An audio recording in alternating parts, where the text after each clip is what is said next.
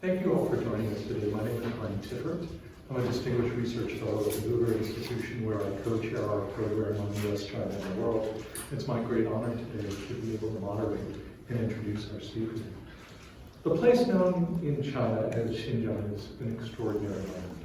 It's home to around 25 million people. It borders Tibet, Russia, India, Mongolia, Pakistan, Afghanistan, and a host of other countries. It's a crossroads of cultures, peoples, and histories. In ways few outside the region may fully recognize, it has played a pivotal role in the fate of Eurasia for thousands of years. And while various Chinese dynasties held slivers of it for a time, only in relatively recent history has it, in anything resembling its current scale, been part of the Chinese state. Hence the name Xinjiang, or New Frontier. As Yale historian Peter Perdue has masterfully documented, its modern incorporation into China really dates to the mid-18th century. Conquests by the Qing dynasty that resulted in the defeat of the Dzungar Mongols and the systematic eradication of its people. That early modern genocide weighs on us today. Xinjiang's incredibly beautiful. In American terms, it offers scenery comparable in scale to the Rocky Mountain West with its forests and the desert Southwest with its amazing orange sort of geological formations.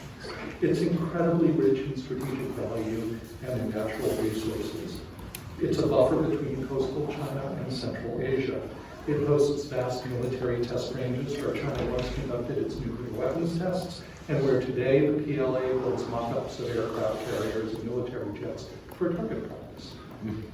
It has abundant materials, including rare earths and polysilicon for solar panels, huge mining operations, cotton farms, and immense factories turning out textiles, automotive parts, and countless other intermediate goods that enter our supply chains in all of the things that we own.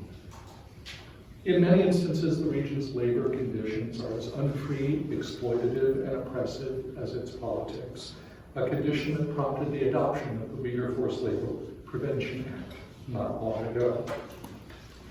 Since the 18th century, but particularly in the last 30 years, a succession of Chinese governments has encouraged flows of ethnic Han settlers into the region to seek opportunity, propel economic development, and tie the region more closely to Beijing. This has dramatically changed the ethnic composition of the region and exacerbated inequalities of economics and political power. In 2008, ethnic riots led to a heavy-handed clampdown on the non-Han population that has really only intensified over time under Xi Jinping. Xinjiang has been a proving ground for the technologies of surveillance and control that the CCP later extended across the rest of China, most notably during COVID. The central government and its surrogates in the regional capital micromanage, they surveil and police every aspect of the predominantly Muslim non-Han population. Grid management, including roadblocks, scanning of IDs, remote cameras performing live facial, iris, and gait recognition to record people who enter in these neighborhoods and mosques, tracking of phone activity, scanning of license plates, monitoring household energy consumption to detect unregistered inhabitants, networks of informants, forced collection of genetic data, all indexed in vast databases available on demand to authorities on the beat, and able with AI agents to issue real-time alerts. The party even controls the flow of time. If you track the sun, in Kashgar, it's 3 time zones ahead of Beijing, but official clocks only read Beijing time. And while it was once common in public places to see alternate clocks alongside those displaying Beijing time to record local time, today that's now banned as an act of political defiance. Xinjiang's also been a proving ground for the intensification of CCP control over religious and cultural authority. Countless poets, scholars, musicians, clerics, and other respected figures have been silenced and or imprisoned for the crime of simply exercising their autonomy. Millions have been sent to concentration camps for so-called vocational training or re-education, part of a state project of forced assimilation meant to dissolve community bonds and turn ethnic and religious minorities across the country into the CCP's unitary conception of what a loyal Chinese subject should be, whether they like it or not. In so many ways, this recalls the Gulag or Laogai of earlier decades. decades, except amplified by the technologies of the 21st century and by state capitalism. The CCP's long arm extends well beyond China, into our borders with covert surveillance, intimidation, and hacking, and intentional sowing of dissension by agents provocateur within the overseas Uyghur diaspora.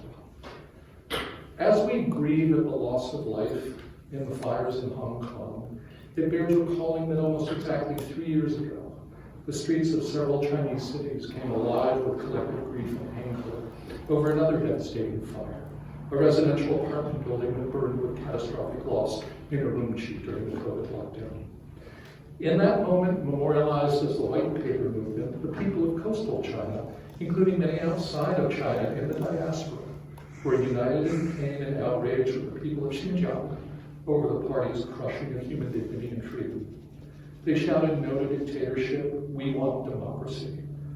And for that, many were arrested and continue to pay a price for their impudence and lost job and educational opportunities. COVID was a revealing glimpse of how fragile the security of even China's most privileged citizens is before a state that routinely tramples the rights of some. It's my privilege today to introduce Rushan Abbas, Executive Director of Campaign for Uyghurs and the Chairperson of the Executive Committee at the World Uyghur Congress. Her journey as a human rights defender began as one of the co-organizers of the pro-democracy student protests at Xinjiang University in the 1980s. She's been honored with the 2019 Freedom Fighter Award, the 2024 Huntington Burgier Lifetime Achievement Award, and the 2025 Democracy Award presented by the National Endowment for Democracy. Please offer her a word. This is my sister, Dr. Rushan Abbas, a retired medical doctor, and she's 63 years old. She's a mother to two wonderful children. They both live in the United States, and grandmother for 4. However, since September 2018, she is in jail, and her crime is being my sister. And this is a picture of the mass incarceration of 3 to 4 million innocent Uyghur people, what Command just described. And none of these people are charged with any crimes. 3 to 4 million, imagine that. The population of the area is, 7.5 million? Half of the entire population of the area. So I spoke about this mass incarceration in September 5th, 2018 at Hudson Institute. And I had a completely different life then. I was working as a successful career person in international business, leading international business development for an architecture firm in Washington. So I told my boss, I'll be back in a couple of hours. And I participated on the public panel. And Hudson Institute televised that on YouTube. 5 days later, they took my sister from her home, just to silence me.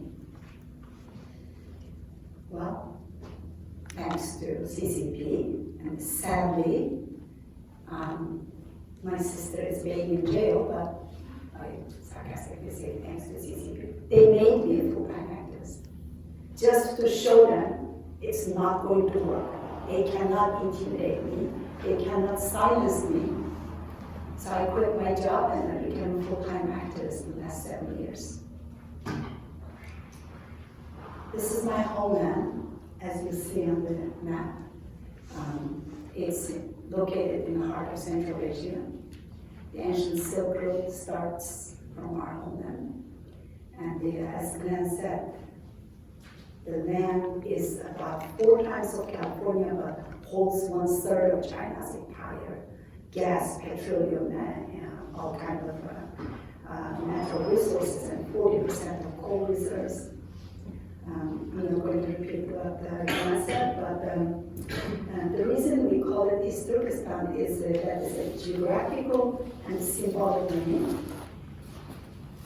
The Western Turkestan is Kazakhstan, Uzbekistan, Kyrgyzstan. All these people who speak the same language as we do, come from the same culture, and the the labels of religion.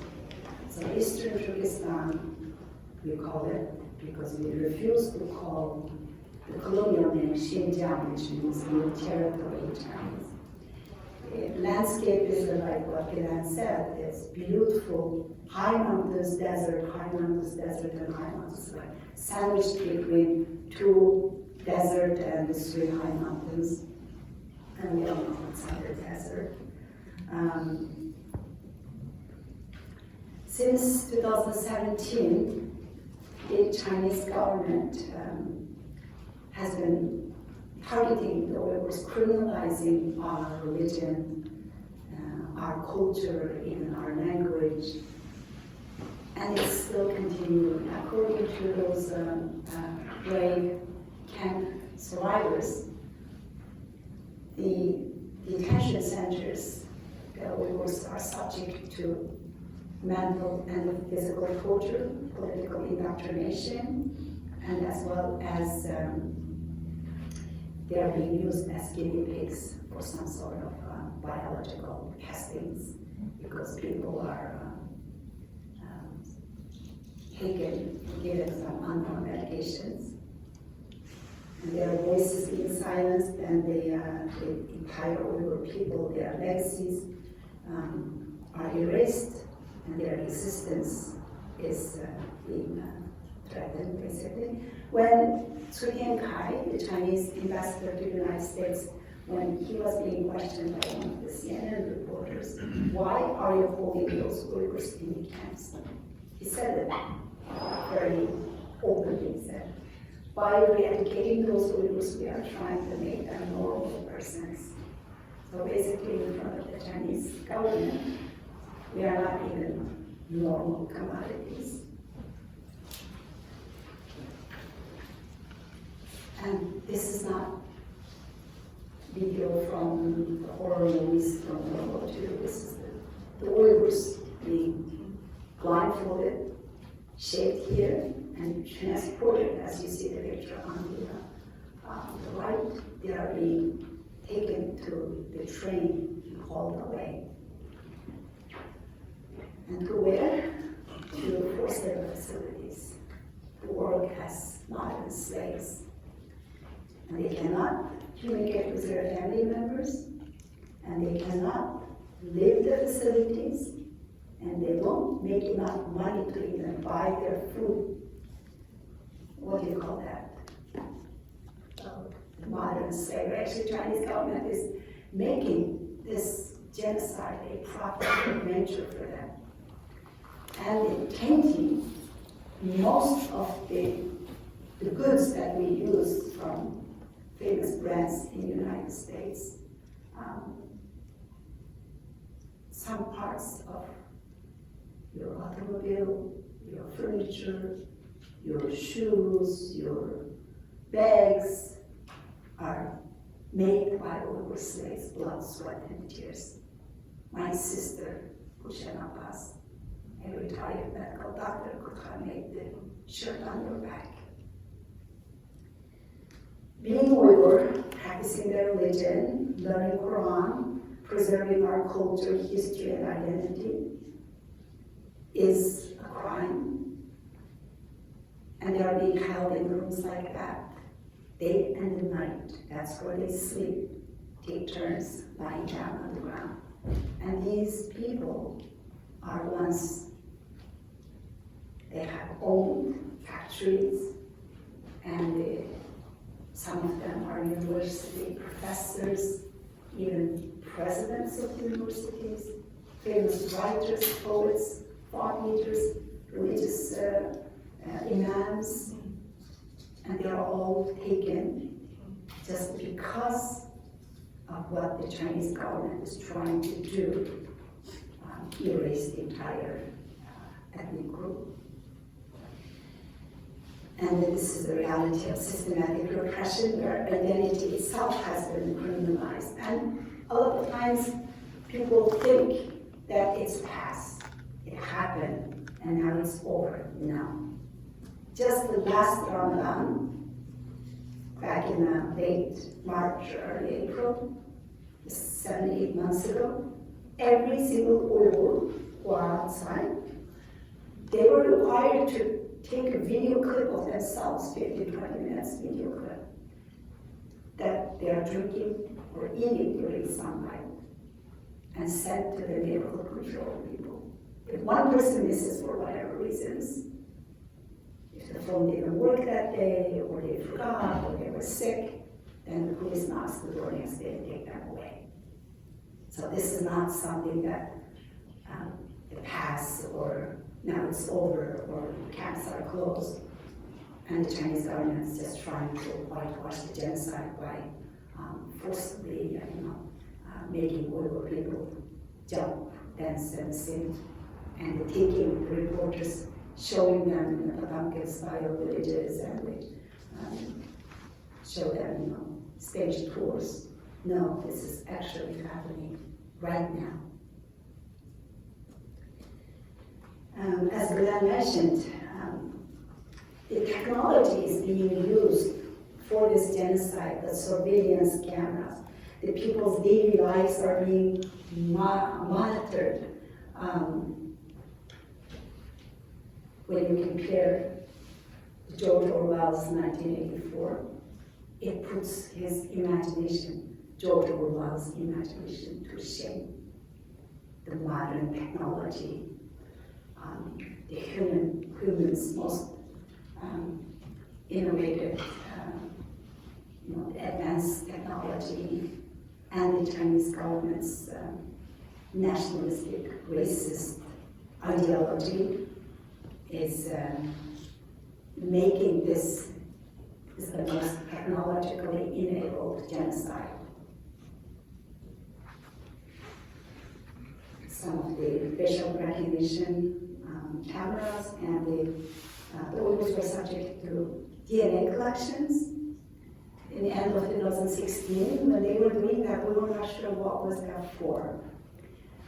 It was used for two different reasons. One is, as what it says here, they were developing some sort of softwares that the facial recognition system to recognize the ethnic identity through their DNA. But another, the most horrible reason that these DNA samples were collected is because the Uyghurs are also being subject to forced organ harvesting. All of a sudden, 3-4 million people in the camps, the government has their blood pipes, DNA samples, and house records. So they're just basically hurting all these people to anybody who needs lungs, hearts, and kidneys, and the crematorias are being built next to the concentration camps where culture doesn't practice cremation. There are Muslims, cremate bodies. But those crematorias didn't even catch people's attention, and that was not covered on mainstream media. Digital checkpoints. The police can stop anybody anywhere on the street and plug your phone to the machine. And if there's any text message or WeChat message from somebody from one of these Muslim majority countries, or anything that government is looking at as illegal, and then these people disappear. Quran and any other kind of religious and ethnic materials are being burned. 500-600 years old mosques converted to nightclubs. 16,000 mosques are being demolished, actually. So it's not just Muslims, even Christianities, as you see there, demolishing churches.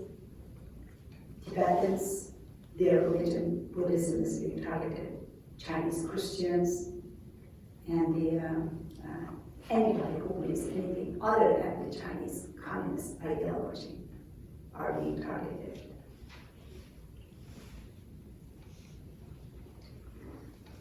Between 2017 to 2019, the Uyghur kids are taken from their families also, despite the fact that their parents are alive. Nearly 1 million Uyghur children are taken from their homes and sent to state-run orphanages. The children that are allowed to stay at home are forced to spy on their parents through an app. These clothes, traditional Chinese clothes, even Chinese people don't use them in today's world, but Uyghur kids are forced to wear them. And look at these kids. I mean, the picture in the middle, and that's like a prison. It's double barbed wires and armed guards outside. Break their lineage, break their roots, break their connections, and break their origins. This quote is from the party secretary at that time, who was the party secretary in Tibet, and did the similar policies to Tibetans.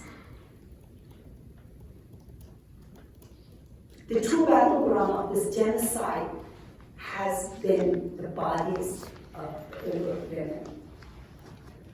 The Chinese state media reported 1.1 million Han-Chinese cadres. This is not something I'm saying as an Uyghur. This is actually what the Chinese state media reported.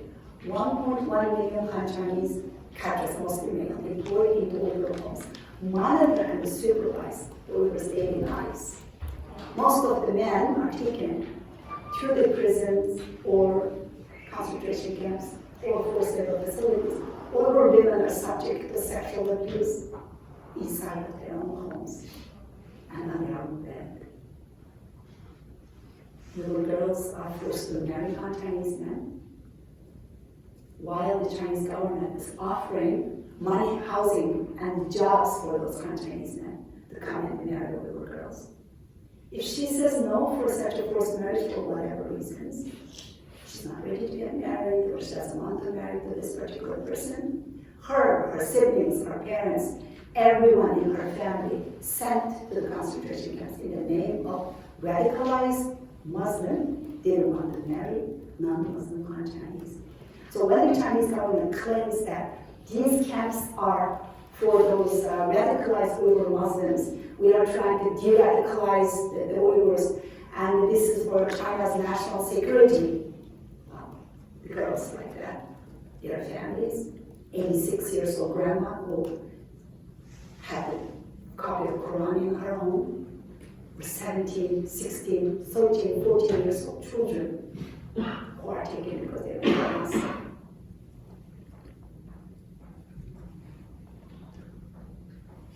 And because of forced sterilization, forced abortion, forced marriages, Uyghur birth rate dropped down to 0% in some of the Uyghurs' mostly populated regions and areas. And the Chinese government is not hiding that. They publicly tweeted those genocidal efforts by saying Uyghur women are no longer baby-picking machines.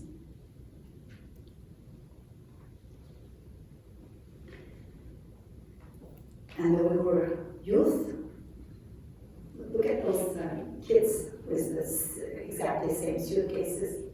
They are like high school and university age, like teenagers or they all shipped to China proper to work as slaves in the name of poverty alleviation.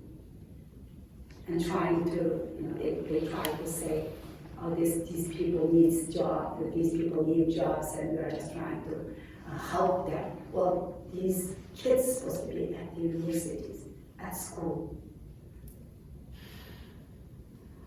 And once the Uyghur intellectuals, like engineers, professors, doctors, now they are making Nike shoes, Zara bags, and the parts of your vehicles. The Chinese government claimed in the 2020 that the camps are closed, the education camps are closed, but no one came home. Where did they go? And then SP, Australian Strategic and Policy Institute, did a report. The name of the report is Uyghurs for Sale. The Uyghurs are actually literally being sold by the thousands with a bonus. If somebody buys 2,000 Uyghurs, we will provide 20 policemen for free to guard them. The XPCC, Pinkline, has been working as like 10 agencies facilitating those sales of the Uyghurs.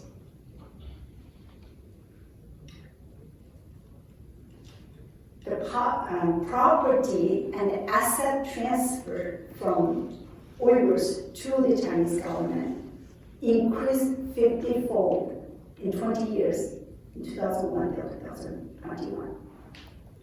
So basically, the farmers lost their lands, the philanthropists lost their businesses, while they were providing jobs for thousands of Uyghurs.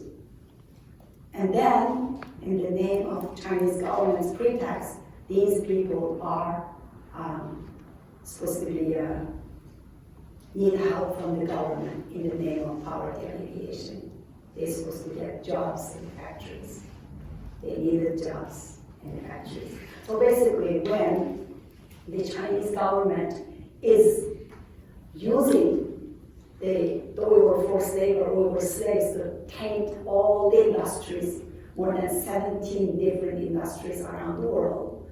When we use those goods, when the companies bring those goods to the United States, to all over the world, when we buy those goods manufactured by Uyghur slaves, we are not just becoming complicit with this genocide, but we are becoming the enablers of China's genocide. And we are contributing to China's genocide. As Glenn said at the beginning, 35% of the world's solar grade polysilicon, 20% of the world's cotton, and the PVC plastics and aluminum, and the batteries and seafood, and about 50 different international car manufacturers use Uyghur slaves in some parts of their cars. If you have ever purchased any vehicle in the last 7-8 years, something of your car, either your car's tire or fabrics or the glass, like the windshield, something is manufactured by Uyghur forced laborers.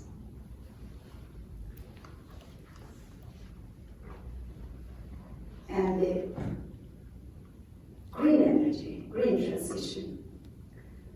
So basically, we are building a new world on the backs of Uyghur slave labor, and China controls the solar industry, since it is draining the life force from Uyghur people to export cheap and dirty energy to the rest of the world.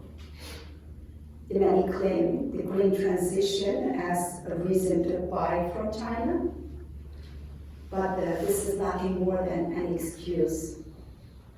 95% of solar panels worldwide are made up with polysilicon, which is manufactured by Uyghur forced laborers. 13 tons of human hair, how many lives does that represent? Imagine, 13 tons of people's hair. That made it over to the United States Customs and Border Patrol. But did you see that in mainstream media being covered? Are people talking about this? No. When you hear Hollywood celebrities and the famous talk show hosts or NBA superstars or all these people who's supposed to be leading any kind of fighting against any kind of social injustice, rightfully they should. Where are they when something like this is happening? Where are the feminists when Uyghur women are subject to government-sponsored mass rape in the name of double relative programs or forced marriages? If These people do not speak about what's happening to Uyghur people. If they cannot criticize the Chinese government, they lose any kind of the moral rights or privilege to speak about any atrocity in anywhere.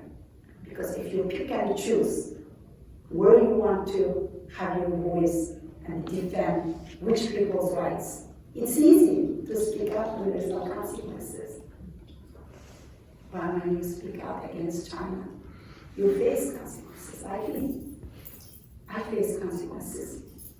Not just my sister is in jail the last 2,700 days, 7 years, 3 months, and 20 days.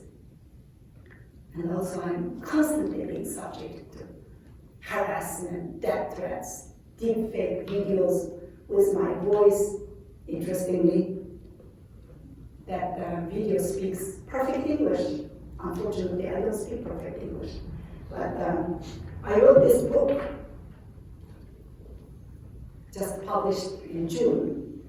After it was posted in Amazon, I got 2 fake books followed. Actual books. This is how much, what lengths the Chinese government go to silence one person's voice. So here's the book. Sorry. And then I have a blurb from His Holiness Dalai Lama, and I have messages from 25 international leaders, and including Secretary Rubio. Then I've got these 2 fake books, just to confuse audiences and delude my stories, fabricated lies, basically. When I first spoke out after my sister's detention, Zhou Yizhen, the deputy director of Chinese Foreign Ministry, he blocked me first on the Twitter and posted my picture and called me CIA and Guantanamo torture and all kinds of names. And then China Global Times Network published an article, CCTV did the video news, calling me a liar, said that I was stealing other people's photo, claiming that's my missing relative, and spreading lies about China. Well, when I doubled down my efforts, quit my job, and I became a full-time activist, traveling around the world and speaking and exposing China's atrocities, then they charged my sister in 20 years on the terrorism-related charges. And they still continue with death threats. They called for my execution. My husband speaks Arabic, so this is a video, actually, it was on YouTube. FBI was working on it, and after they took it down, they sent us the clip. And when my husband listened to it, these face masks looks like ISIS, those guys speaking Arabic in a funny Chinese accent. Well, what I'm speaking today is not far away. It's not the other side of the ocean. This is not something happening within China's borders. Before it was fully unleashed on Uyghur people, the system was tested in Tibet. Well, before that it was Tiananmen. I have my dear friend Feng Shuo here from Tiananmen Square protest, and we actually protested together here in San Francisco in 2008 against the Beijing Olympics. So they tried to demand democracy in 1989, but the world was not with them. Then Tibet in 2008, massacre in Tibet. Then in my homeland, East Turkestan, what began in Tibet was perfected and expanded in my homeland. Then it was in Hong Kong, now Taiwan. Next, all of us, all of you, next is the world. This powerful sign in Hong Kong, it really resonated with me, and it should with you too. Be awake or be next. If we don't wake up now, and if we don't stop China now, it will be your children and your grandchildren who will pay the consequences of any liberal world. Because we are all responsible for what happens next. The spread of the authoritarian model is all over the world. There are at least 102 Chinese police stations all around the world. There were 3 in the United States, 5 in Canada, and 50 in 50 different countries around the world. If Chinese government come to the United States or any other Western democratic countries and can operate police stations, what does that mean? So basically, national security starts with speaking about the Uyghurs, speaking about Tiffert, speaking about Hong Kong, and defending democracy in Taiwan. Because if we keep silent, the silence is the oxygen of the tyranny, and that's how they grow. If we continuously self-censor ourselves and afraid of speaking, then we already give up our sovereignty. We already give up the future of the free world. Democracy needs to be defended, and we're not doing our job to defend the democracy. And this is the last leak. Xinjiang police files leaked by, this was exposed by Victims of Communism Memorial Foundation and Dr. Adrian Zenz. And this is what I meant by those young kids, 13, 14, 15 years old.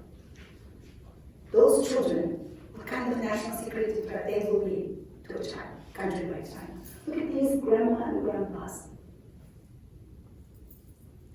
We should look at these faces and look into those eyes. Thousands of faces from Xinjiang police files. These are the people like you, me, our siblings, our parents, our children. I was in Geneva a few months ago, and we displayed those Xinjiang police files. And I was just making a little video clip. And when I was videotaping, all of a sudden it clicked me. Something that I didn't pay attention at the beginning, and you can Google it. These elder people did not show their blood type on their files. Everybody in between teenagers like 14, 15, 16 years old to up to like 30, 40 years old. The blood type is showing there. As I said, the first organ harvesting. So, history will remember whether we turn away or turn the tide, and we need to speak up. If we don't, then the only voice that will be regret. We have to hold the CCP accountable. Thank you. There's something relatively unique in the modern world in Xinjiang. Not the oppression, not the use of slave labor, but the bean plan. The bean plan, the Xinjiang Construction Corp, was founded in the 1950s as a state-owned enterprise, really, that was the nearest analog is like the British East India Company in the 17th century, running essentially a plantation coercive economy. And it continues to exist to this day, parallel to the state, managing vast economic enterprises that are integrated with the global economy. Could you say a little bit more about the role of the bean plan in the life of Xinjiang for people who might not even be familiar with this strange thing? Yeah, bean plan is actually came in almost exactly the same time when People's Republic of China was established and the CCP took over.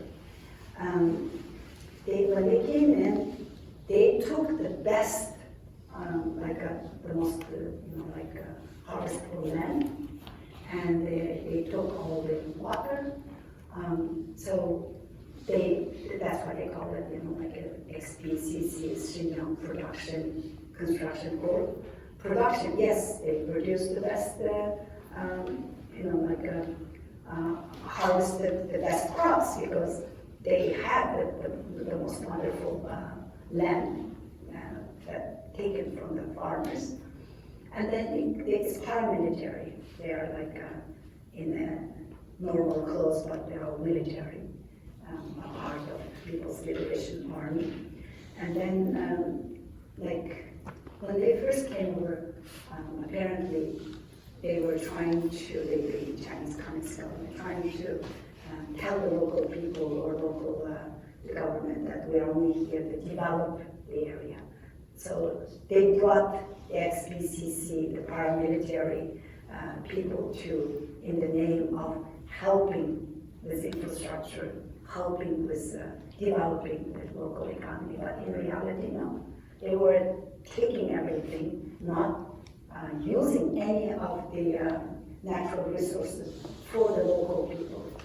And they are part of persecution from each, every 10 years, there's some sort of persecution going on.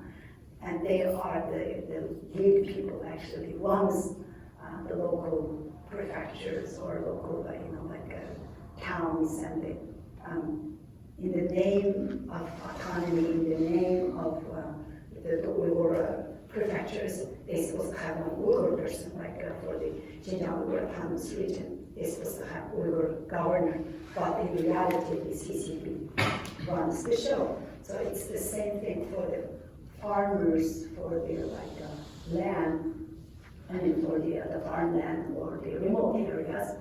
The XPCC is the one who runs everything. During the 50s, the Uyghurs were targeted in the name of nationalists. And again, the XPCC targeted each town, each neighborhood, through the people who have the love and the education, and who can be thought leaders. They were subject to either execution or incarceration. And then during the 60s, this Cultural Revolution, again, the Uyghur intellectuals were being targeted, and XPCC is again a part of that. Fast forward to the recent incarceration and genocide. Again, XPCC is basically working as temp agencies for the taking the Uyghurs and transferring them to China proper. I hope I answered your question. Please, questions from the audience? Yes, in the back. Hi, Rushan. Thank you so much for your sharing. I found lots of resonance. I'm a scholar and historian of the Tiananmen massacre. When my students were shouting, "Today Xinjiang, tomorrow's Hong Kong," 2019 on my university campus, I was with them on the campus. And now a few years later, I became a political exile myself, and from returning to my homeland and taking away my job as associate professor of history at my university. When you talk about how the world just watched with folded arms with double standards, I really felt the pain of the Tiananmen mothers that I studied for 35 years. People were so selectively choosing what they would speak up and what they would not. So I'm in solidarity. It's been a very difficult week because, as you remember, 3 years ago is the room which he fired last week. And I was thinking my whole Thanksgiving watching Hong Kong. I was re-traumatized this past few days, watching again and again how the regime did this to us, each of us. I was also crucified in the CCP newspaper as agents for the Americans. And my family were also harassed. If people wanted to say that these days they were debating about whether the PRC is authoritarian or totalitarian, I think what you presented just now can give us some evidence about how to come to that conclusion about authoritarian, totalitarian. My question is, like after the white paper movement 3 years ago, after the fire in Urumqi, did you sense of any of the changes of this subtle silence resistance from the younger generation, both inside and outside China? Because I myself obviously feel that after COVID, after they experienced how the regime lied about what they just lived through, there were lots of changes among the younger generation in their attitude towards people like us who were critical of the regime, and they no longer consider us as traitors, quote unquote, of China, in the name of China. And I just wonder if you saw that maybe a possibility or trigger for change as something I'd like to poll. Thank you. Thank you so much, Rushan. Thank you. It is an honor to have you here and join us today. I admire your work and your courage. Last week was an anniversary for 3 years. It was horrible.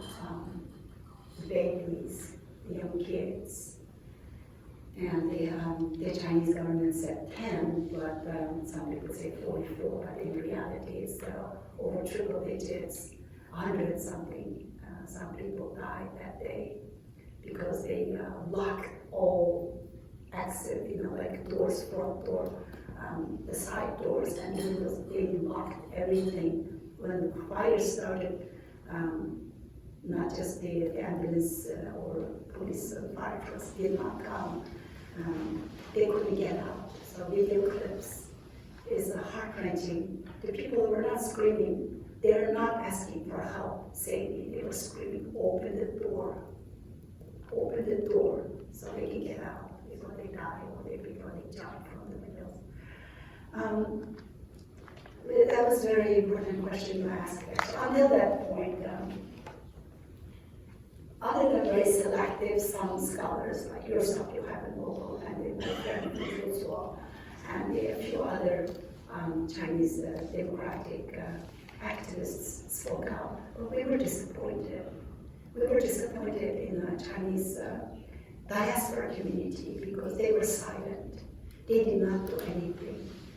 This mass incarceration started in 2014. By 2017, 1 million Uyghurs disappeared. By 2019, our US intelligence said 3 million. As Randolph Schreiber, who was the Deputy Secretary of Defense in May 2019, when he briefed Pentagon, he said about 3 million people were in incarceration. But we didn't see the Chinese people in the United States or in Europe protesting or speaking out, other than just few joined us in the movement. But this ring of fire, I think, really woke them up. And we saw this white paper protest, white paper movements. We saw solidarity within and the outside of China. That was actually very strong solidarity movement. And ever since then, yes, we see a lot of strong support. And we have been collaborating with our diaspora communities and even people within China's borders. They understood. Finally, they realized from those WeChat messages, the WeChat clips and the TikTok clips, they realized the Uyghurs, because the Chinese government, brainwashed Chinese people as well, ordinary Chinese people, they're also becoming victims of China's propaganda and the lies when they say the Uyghurs are terrorists, the Uyghurs are radicalized people. Some people believe in that because that's all they see. Also, Chinese officials, Chinese embassies use our social media to spread lies, but those social medias are not available for Chinese people, so they don't see what's going on. But with the ring of fire, they realized that the Uyghurs are also becoming these systems, victims of the system. And the last couple of years, actually, when I travel around, I talk to some young Chinese students who recently came out of China. And they are also very sympathetic because of that, because of what they saw 3 years ago. And when they came out, they have been researching, they have been really following us on social media. So yes, that was a turning point, actually. Thank you.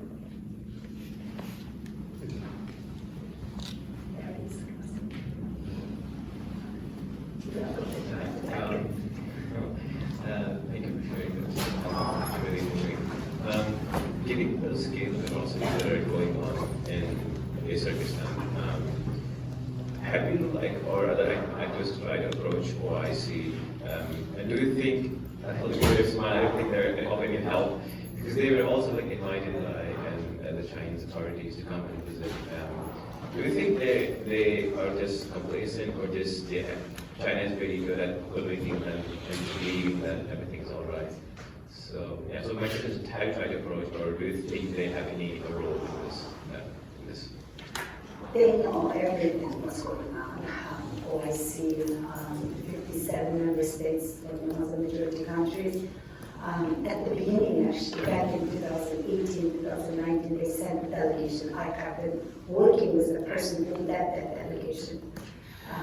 And they saw Russia nurturing. And they were furious, actually. One of the Kazakh diplomats was actually, at the beginning, he was very much brainwashed and calling the Chinese party members like my comrade. And he believed what they were telling him. But when the OIC delegation was there, actually, he saw what was happening to the people, so he was furious. There's almost diplomatic chaos there. So when they came back, they released a very strong statement first. And then immediately, when they met in Abu Dhabi, the Chinese delegation, Chinese government sent 40 people delegation to the same venue, to the same hotel. And they were meeting one by one with suitcases full of offers and the money and the trade deals. And the current, actually, they were going to pass a resolution calling on China to stop this. But then the next day when the voting was happening, they all voted for China to continue with its policies. So basically, we witnessed a few years ago, Putin invading Ukraine illegally and in front of the whole world with armed soldiers and the tanks. But China's invasion to the Muslim majority countries or global South or Africa, Central Asia, Southeast Asia or Latin America, that is coming with smiley faces, win-win phrase with trade deals and suitcases of money. When they say it's win-win, we all know any game has only one winner and one loser. China is the winner and everybody else on the other side of the table are the losers. So we have governments and we have people. So we believe still in the people. We need to educate them and we need to work with them. We have been to some of the Muslim majority countries, and most of them, they don't know. They even actually, people like a country like Jordan. When we were there, when me and my husband speaking with them, and when we were showing the documentary in search of my sister, the person who was translating for us, hired by the U.S. Embassy, the person who works with U.S. Embassy, she was looking at us and wow, you guys look different. You are not Chinese. You speak different language. How come? We're yeah. When the Chinese government tells those Muslim people in the general public, they show the Chinese Muslims, which is the Uyghur Muslims, they speak Chinese language, they look Chinese. So they don't even know that we exist. That's why it's so important for us to continuously speak, raise awareness. Me and my husband, we traveled more than 40 countries in the last few years. And I was just saying to Khalil this morning, a little while ago, that last 6 weeks I was in 8 different countries. And we were in Berlin with Larry, And since we came back from Berlin, I was in Costa Rica, I was in Canada, I was in Geneva, I was in Netherlands. I just came back day before yesterday from Netherlands. And I crossed the Atlantic 3 times since we met in Berlin. And not enough. More I travel, more I engage with people, I feel the need for continuously raising awareness. I was at Leiden University a few days ago, last Thursday, and giving a presentation for a room full of people, like double the size of this. Only like 10% of them knew what's happening to Uyghurs. 90% of the students at the Leiden University did not know. Some of them came over after I spoke, giving me a hug, and they crying. Some girls are like, so sorry for your sister, didn't know this is happening. What can we do? How can we help? So please, you guys are good on social media, help us, help in amplifying our voice, amplifying our message. Because as I said, this is not about the Uyghurs' future anymore. Thank you.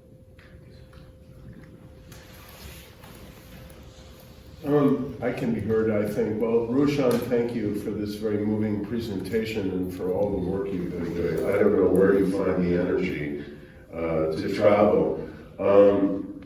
This is one of 2 massive criminal projects of cultural genocide going on in China, at least the 2 principal ones I know about. The other is in Tibet. And I'm just wondering a couple of things. Number one, if you have any interaction with the parallel movement to defend against the similar crimes, different in some ways, not on the scale of incarceration, but I've been to Tibet and I've seen the systematic efforts to simply erase and obliterate their religion and culture. So in that way, quite similar. So I'm wondering if you've been in touch with that movement of defense. And number 2, the Tibetan movement has one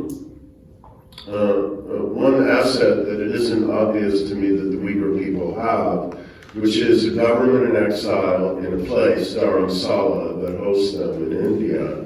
And of course, a spiritual leader in the Dalai Lama.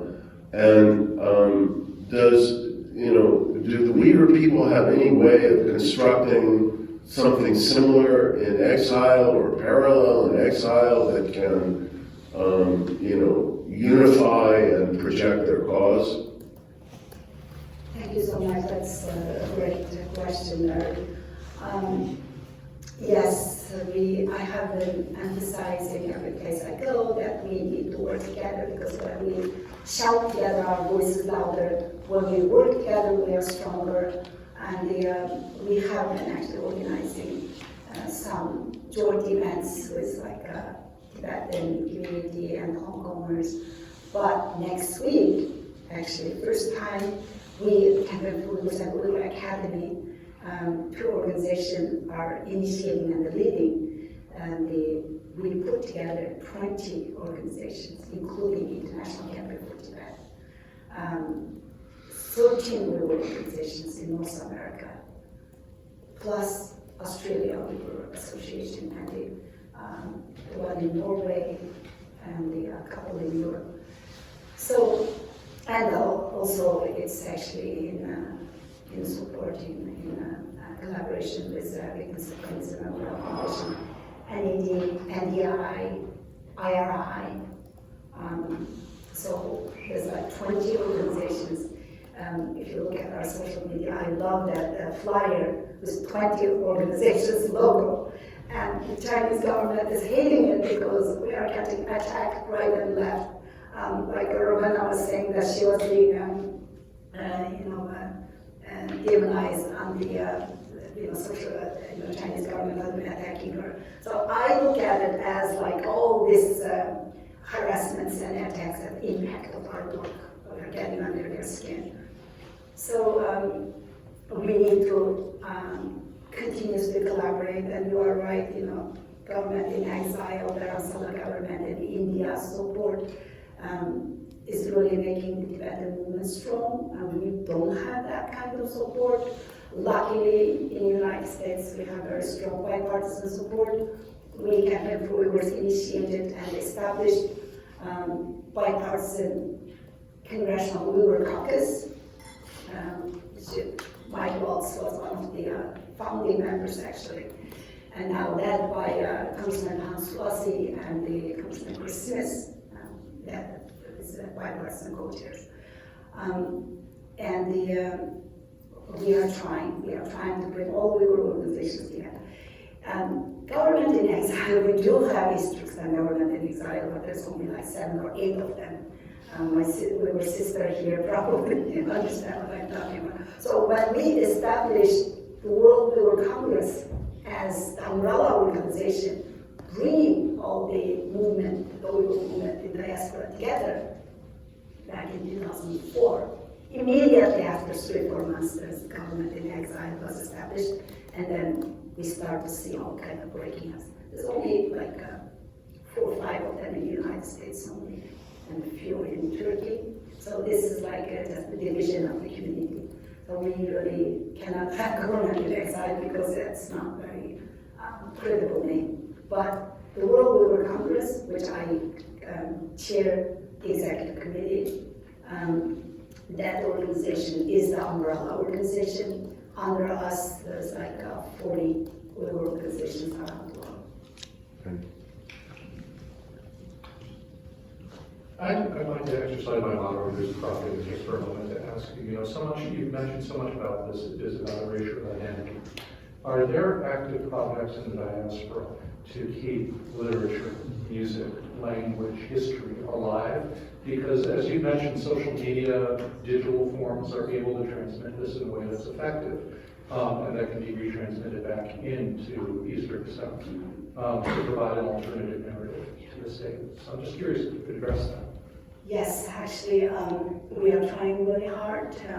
As Uyghur Academy, we are trying to empower the language schools. Like twice a year, we are having workshops and conferences, bring all the teachers of different Uyghur language schools, and also archives. That's why I wanted to go to Uyghur archive. Actually, Francis here tried to set up for me, but with all this crazy trips and so much happening, I missed the opportunity. I was supposed to meet tomorrow, but I ended up, I need to go back tomorrow morning because I need to go to Doha for traveling.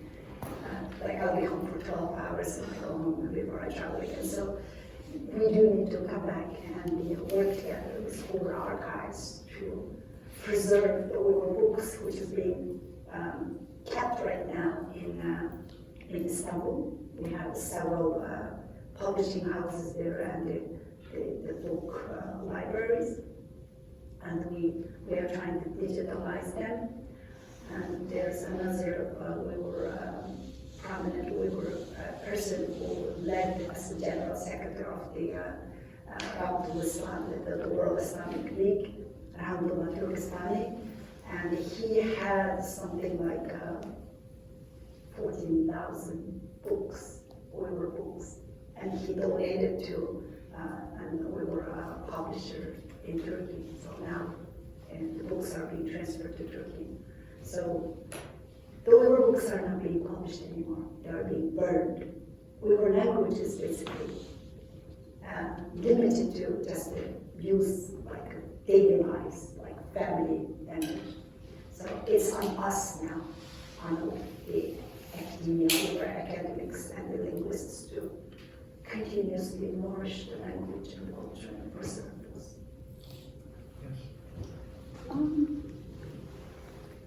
Hi, my name is Tiffert. I think the last time I saw you was either in this Sanders rally in Washington, D.C. or in Geneva. I'm not sure which one. But I was on those.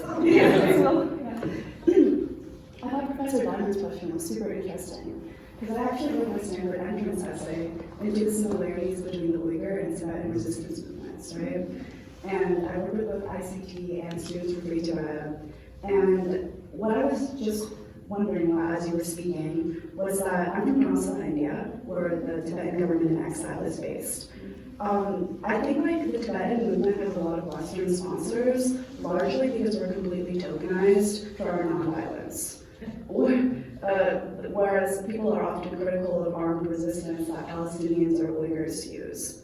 So my question is, every time the Uyghur people try to resist, like in 2008, the Tibetans resisted, but we were less violent than the Uyghurs. And the Uyghurs resisted in 2009, and there was a lot more Chinese death, right? So I feel like I think you're getting your information from the Chinese people. But oh, absolutely, and like that's something I want to be corrected too. Yeah. But why is armed resistance China cracks down harder every single time people do anything, whether it's peaceful or violent. What's a realistic option for Uyghurs to live in dignity with their human rights respected? Who is supporting the Uyghurs, right? Because Trump's isolationism is drawing up sponsors from the West, like RFA, Radio Free Asia, which has hit the Tibetan community super hard. And then Muslim countries like Turkey and Morocco are deporting Uyghurs back to East Turkestan. So, like, who's supporting the Uyghurs? Where is the international Muslim community? And what's an option that Uyghurs realistically have to not be massacred anymore? Yeah. Thank you. That's a very good point, actually. I wanted to bring up. So, you mentioned very comfortably that the Uyghurs are violent, that the Uyghurs are in 2009 Urumqi massacre.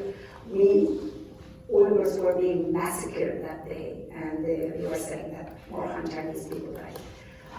So you need to see some Uyghur sources, not just the Chinese government's propaganda pieces. So I think what you are referring about the armed conflicts and the violence in Syria, the Uyghurs in Syria, right? Dixon always talks about that, refers about this. Let me just ask you a question. So since 2008, Beijing Olympics, the Uyghurs cannot get hotels when they travel from Urumqi to China proper.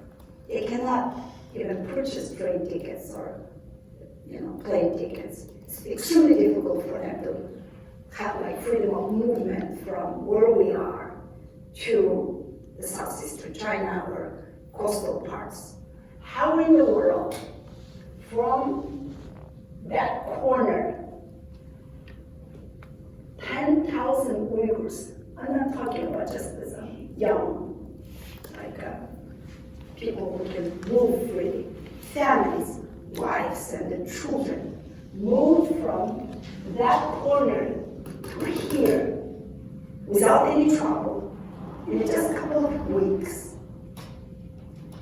And then pass several borders to Vietnam, to Thailand, and to Malaysia, and all over to southeast part of the world, in Southeast Asia. And then somehow they were transferred with some, like these people have no passports, no documentation, nothing. And then they ended up in 35 days at the battlefield in Syria. What kind of operation is that? That's not something any Uyghurs or anyone else maybe out there trying to help Uyghurs can operate something like this.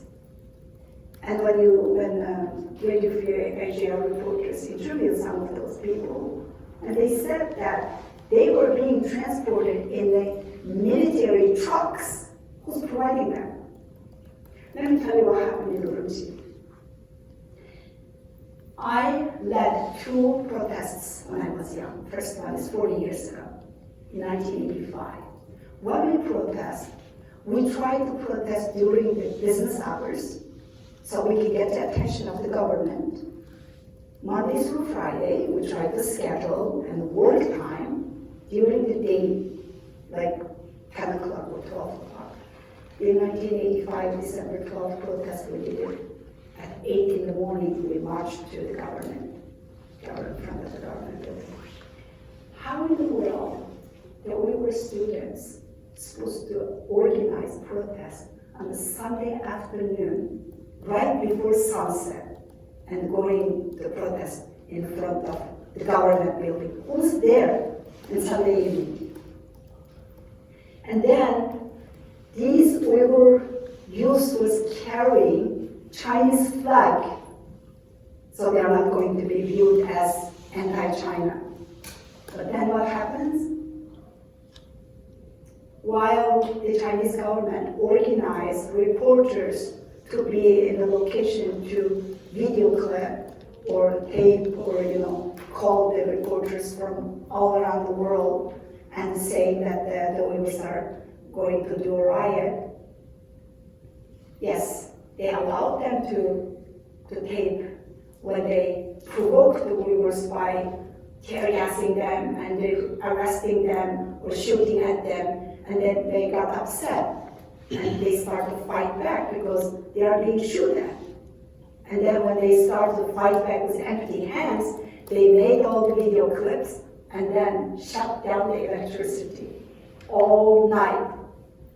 The machine guns were working. 40,000 Uyghurs disappeared that night. Human Rights Watch did the report. If you Google that, Human Rights Watch, 2009 Urumqi massacre, and how many people disappeared. 40,000 Uyghurs disappeared. And it's not fair for someone like you sitting in the United States, and when you have access to all the free media and calling it more Han Chinese died. So that is strictly Chinese government's propaganda. Thank you. I think you asked some questions, but let's talk after. Francis? I wanted to ask about the Uyghur Forced Labor Prevention Act, which both you mentioned and Glenn also mentioned in his opening remarks. And if you could speak to how you would evaluate the efficacy of this law or any gaps in policy implementation that you might wish to speak to now that it's been several years since it was propagated. And I also just want to mention, in case there are those in the audience who are not familiar with UFLPA, is that it's a rather unique piece of legislation in that it requires companies to prove that material that they are taking out of the Uyghur homeland is not made with forced labor. That is, there is a presumption that anything that is coming out of the Uyghur homeland is made with forced labor. So it's rather unique as a form of sanctions provision in that way. That is actually one piece of legislation that we have, only piece of legislation that we have to hold China accountable and protect the Uyghurs. But there's a loophole. We didn't realize that's how it's going to be at the time. I worked very closely with Senator Rubio then, his office, when he was drafting this, and when he introduced, I testified that the de minimis clause, any shipment under $500 is not subject to UFLPA. And Chinese government is using this very effectively. And because of that, all of a sudden we saw this bombarded shipments of small shipments of typical train, millions of packages instead of large shipment. Now they got everything in less than $500. So we have been trying to pass the Uyghur Forced Labor Disclosure Act, which will address that de minimis clause. But it passed in the House, was sitting at the Senate, and now we are working on that again. Hopefully we will have that. And as we all know, Secretary Rubio, who was the main introducer of the bill, now he's at the State Department implementing that bill. So even in Europe, we were in Geneva just last week for the Business and the Human Rights Forum. And we had some people from Europe. They said that UFLPA is very strong and important piece of legislation that they are trying to get that similar law passed in the EU. And then there's a lawmaker in Canada, actually, I met him last week, I met him a couple of weeks ago, in Halifax International Security Forum. And he is actually, he's a Canadian MP. He's introducing a bill in Canada, import ban, similar to that, puts the responsibility on the countries to prove that their goods are not tainted with Uyghur forced labor. So we need to see that globally. We need to work with the other countries in the EU and Australia and Canada. Otherwise, it's not going to be very effective if they can just transship to Europe and they, making Europe as a dumping ground. Thank you.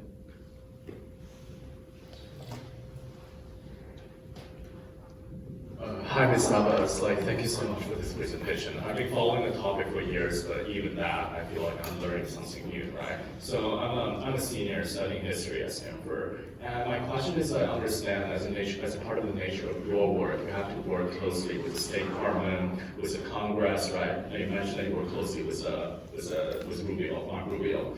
So my question is, how do you reconcile with the fact that, this country, the country that we're living in now, is one of the biggest human rights violation perpetrators throughout history. And I understand the nature of your work is human rights related, right? But how do you reconcile the fact when you were working closely with the US government? Yeah, that is a very important question. And this is the beauty of democracy. You are sitting in the US at the university, and are you a US citizen? No. Okay, so at least you can, doesn't matter if you're a citizen or not, you can sit here and you can criticize this government and calling this government the biggest violator of human rights, and nothing happens to you, right? Yes. I mean, it can happen to me now, actually. More and more likely.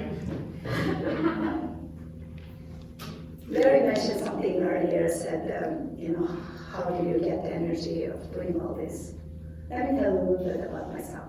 My grandpa was in jail when I was born because he was one of the leaders of the community.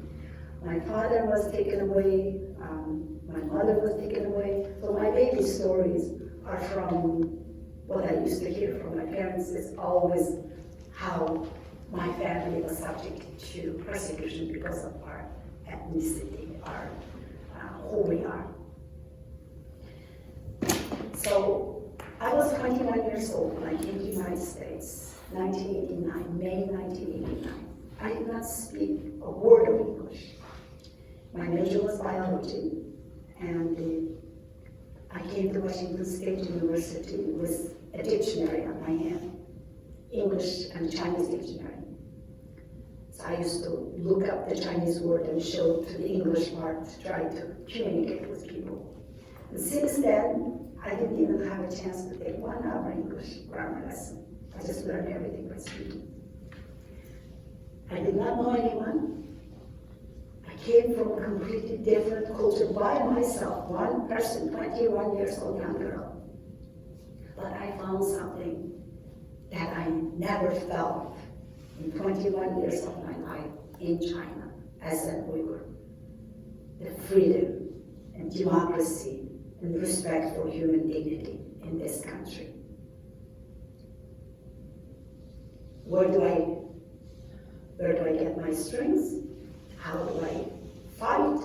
How did I continue for more than 7 years without taking a day off? It's because of the love I have for my sister, for my people. More than anything, the love I have for the freedom and democracy. The love I have for this country, the land of the free and the home of the brave. No country is perfect. No government is perfect. But the beauty of this country is there are so many things happen. I have witnessed myself so many things happen in the United States.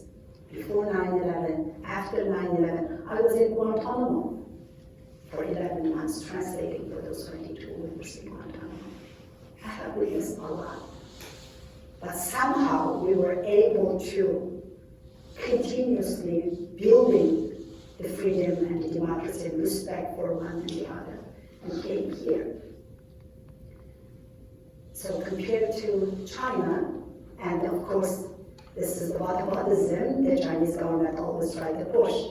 When we talk about genocide, they say, oh, United States did genocide 200-300 years ago. When we talk about the violations of the human rights abuses in Tibet and in East Turkestan and Southern Mongolia or Hong Kong, they always try to say, oh, you have this and you have that. Well, at least people are able to stand for what they believe and what they defend in this country. And yeah, I love this country. I love this government. And I have faith in this government because I have faith in people in this country. Thank you. We have just a few minutes if there are any final questions. Not quite at the end. I was looking at what you said about the Turkic Islamic Front and Syria. How China was kidnapping Uyghurs and sending them to fight in Syria. So thank you for telling me about that. I had no idea. Oftentimes, in even the Tibetan community, who I feel like are very parallel to the Uyghurs in many ways, it's portrayed as, oh, they're the more violent ones. So that's why China is doing what they're doing. So I'm really grateful that you clarified that. So what I hear is like Uyghurs are being used as forced soldiers, being used for mass organ harvesting. There's the mass state-sanctioned rape of Uyghur women. There's all these terrible things going on. But people don't know about this. Even I, as a Tibetan who's grown up in this activist environment, even I didn't know about that. What do you think can be done to increase awareness practically? Like, what can I do? What can we all do? Yeah, that's why we need sessions like this, and we need more. We need more people. The campaign for this, we try to empower grassroots organizations and movements, and we try to offer advocacy training workshops. We just did one in Berlin a couple of weeks ago.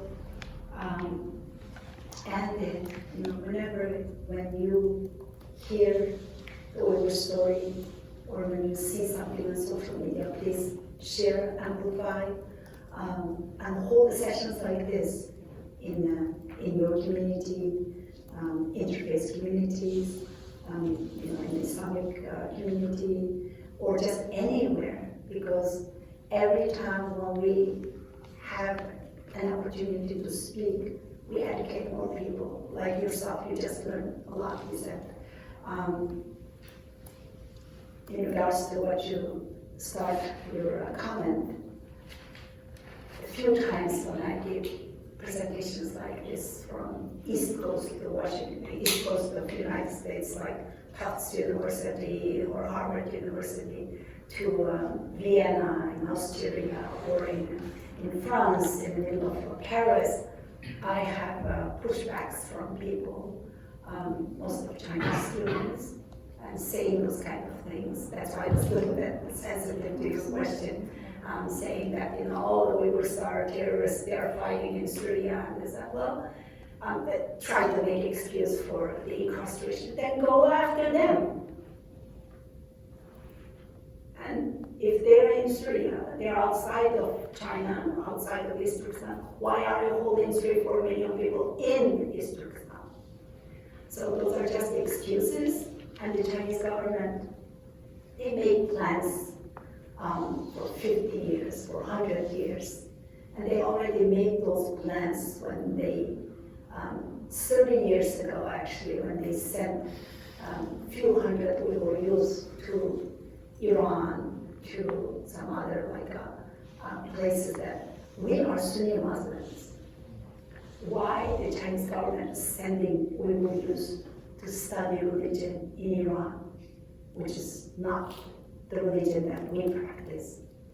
Just purposefully radicalizing some youth so they can come back and they spread that. And then the Chinese government can have an excuse to start committing genocide against the entire nation. So it's just Chinese government's different tactics and plans.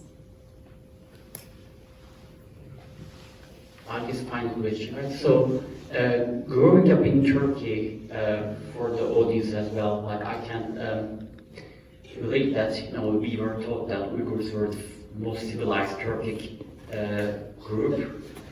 And you might also like hear that the first language, the first dictionary in Turkish was by Mahmud from Kashgar.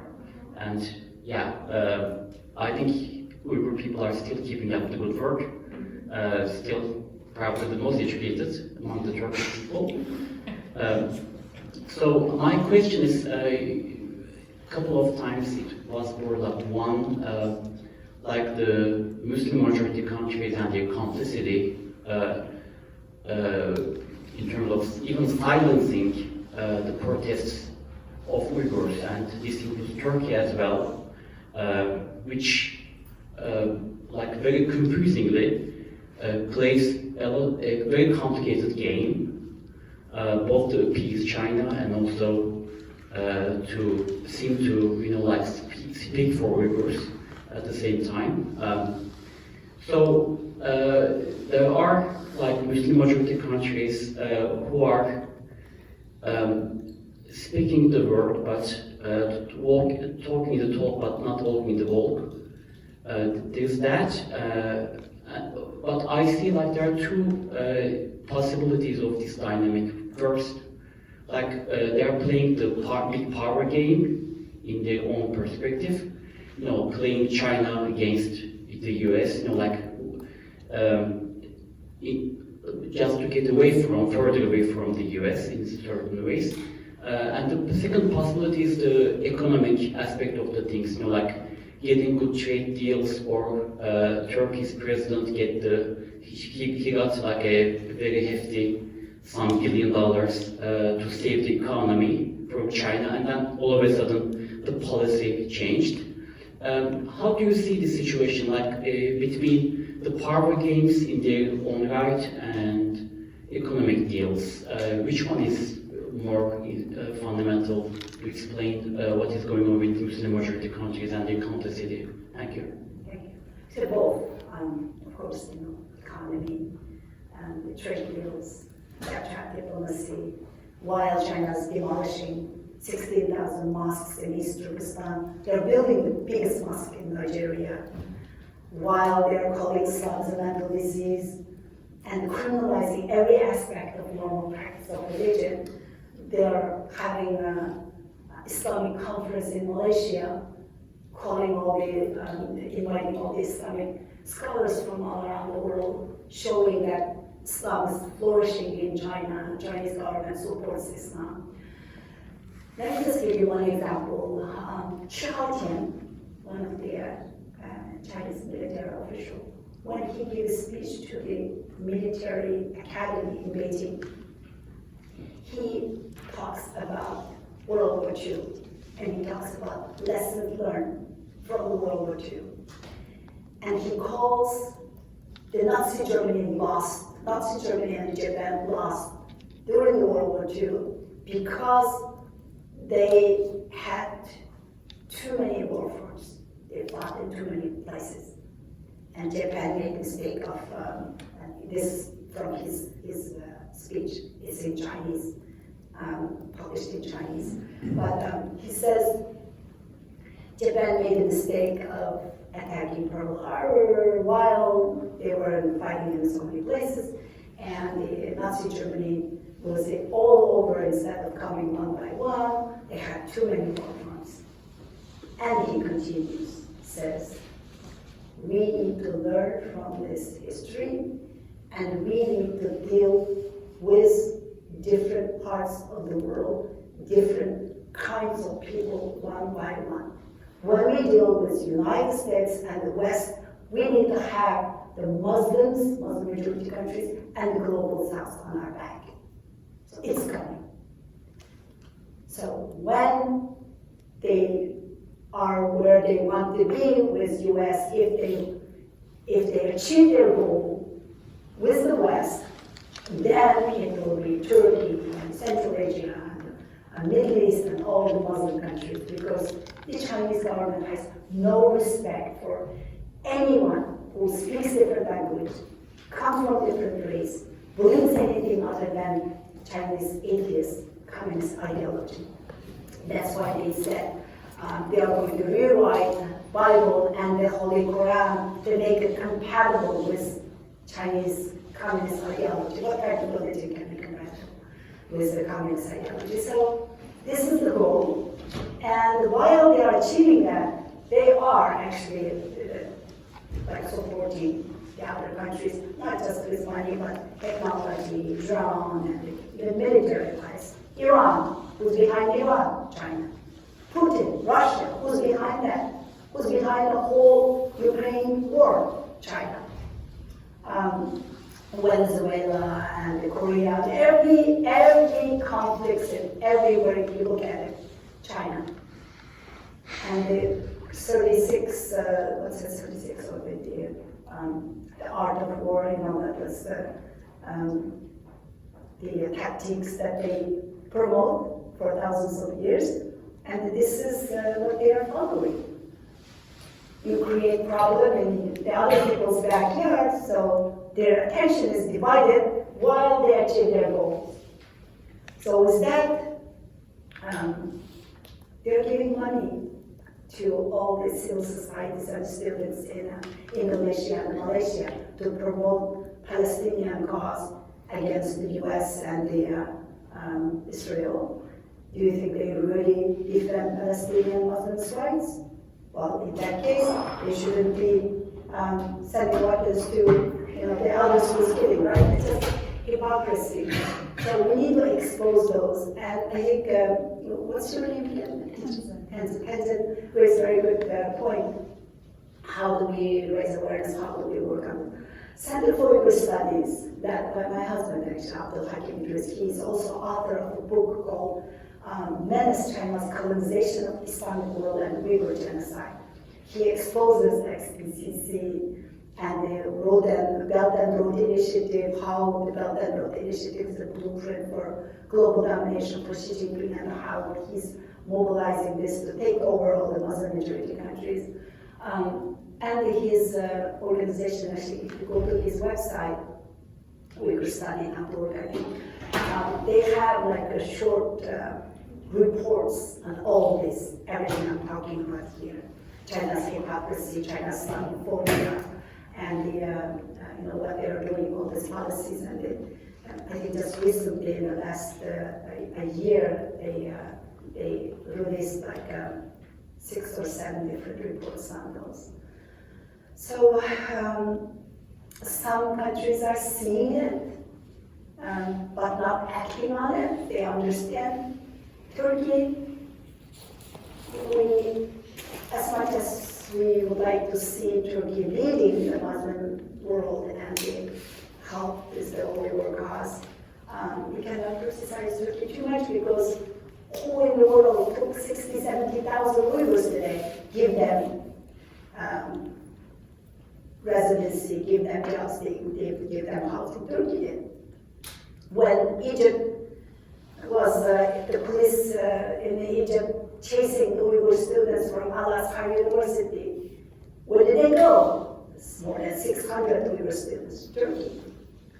And Turkey may not be openly supporting Uyghurs because of China, because of economic pressure and all that, but in reality, like India is doing to Tibetans in Dharamsala, Turkey is giving home for thousands of Uyghurs in the last 10, 15 years. Please join me in thanking Rushan for